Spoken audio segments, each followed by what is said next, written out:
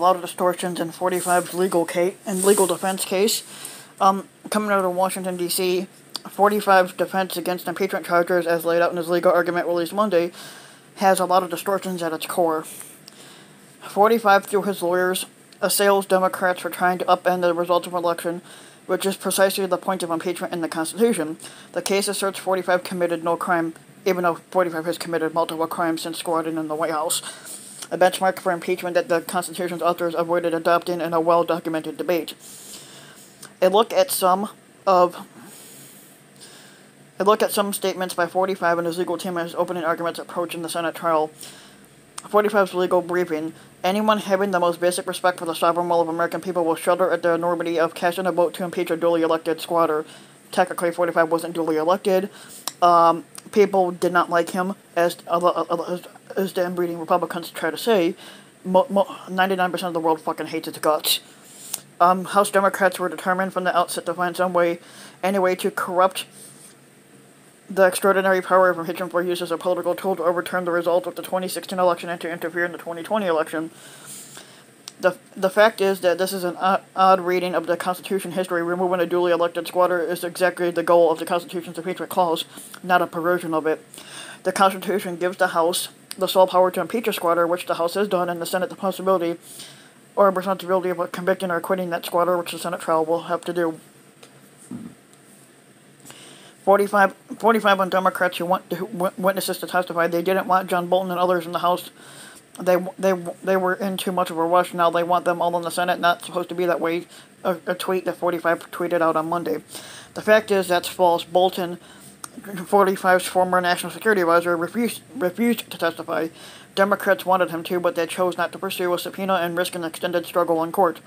But Bolton has signaled his willingness to testify at the Senate trial if he's subpoenaed. 45's legal briefing. The practical application of the impeachment clause by Congress supports the conclusion that an impeachable offense requires especially egregious conduct that threatens the constitutional order, and specifically that it requires a violation of established law. The fact is that egregious conduct, yes, but impeachment does not require a crime to have been committed. The Constitution's framers had a vigorous and well-documented debate over just that point. Constitutional scholars say the grounds for impeachment and removal from office, treason, bribery, or other high crimes and misdemeanors are a catch-all designed to redress any consequential abuse of powers, so long as that abuse hurts the country at large.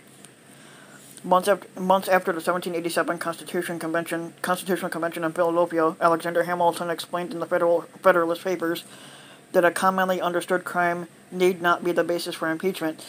Offenses meriting that step are of a nature which may be with peculiar propriety be dominated political, as they relate chiefly to injuries done immediately to the society itself. To be sure, the commission of an actual crime can strengthen the hand of those seeking to remove a squatter, and the articles of impeachment against 45 did not accuse him of a crime. Technically, he's committed crimes in office. The Republicans are just blind and refuse to see that. Even so, the Government Accountability Office, a nonpartisan investigative arm of Congress, concluded last week that 45 committed a crime by breaking the law by freezing military aid to Ukraine that Congress had approved, and he was not allowed to withhold that. Its report said that the squatter is not vested with the power to ignore or amend any such duly enacted law.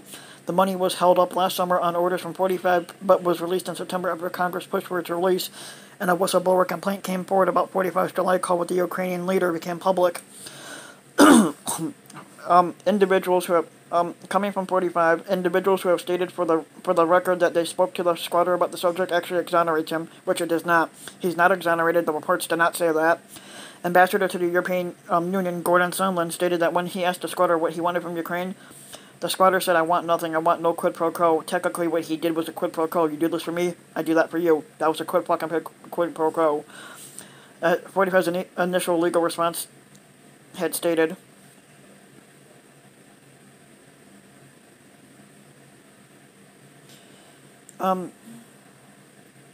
the fact is that he omits key context on what Sondland told investigators.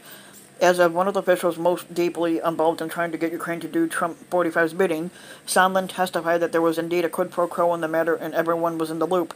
Specifically, Sondland said it was understood that Ukraine's new squatter would only get a meeting with 45 in the Oval Office if he publicly pledged to investigate the Bidens and the Democrats.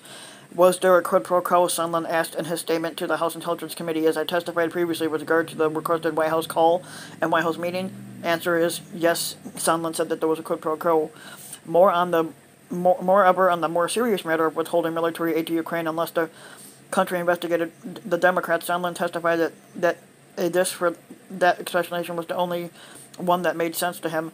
Testimony from other officials showed up the picture of a squatter and his associates systematically trying to get Ukraine to do what 45 wanted during a period when the military assistance approved by Congress is put on hold without explanation.